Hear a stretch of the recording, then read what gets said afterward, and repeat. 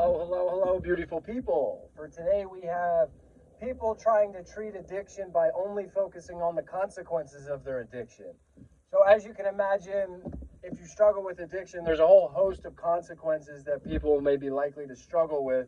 And one of the first things that I watch people do is they start to play with only the consequences. So, let's say you have legal problems or you have a DUI. Your mentality might be, I have to figure out the legal issues and the DUI, and I have to figure out a way on how to take care of this. And people never circle back around to, but I should actually treat the addiction too. So I think a wise person would find a way to navigate between the two.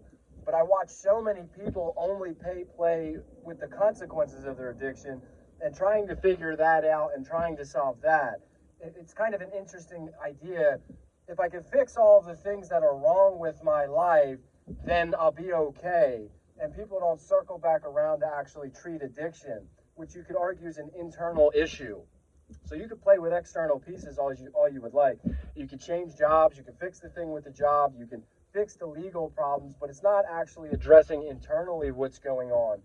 Maybe you have relationship problems, or maybe you have a problem at work, and so you think to yourself, man, I really got to figure out how to navigate this problem. And people are pretty resourceful. I've found a lot of people in addiction are pretty clever at solving a lot of their problems. But again, if you don't circle back around to treat addiction, what ends up happening is people find themselves drinking and doing drugs again, creating a whole new host of problems. So just don't make the mistake of only paying attention to the consequences of addiction, because you can keep playing with those and you create consequences and you solve them, and then you find yourself drinking and doing drugs again, whole new host of consequences, and you solve them, and then you find yourself drinking and doing drugs again. So I think the wise individual would, play with the consequences, try to figure out some of the problems you've got going on, while also trying to treat the actual addiction at the same time. If you only play with the consequences, you're not actually treating addiction.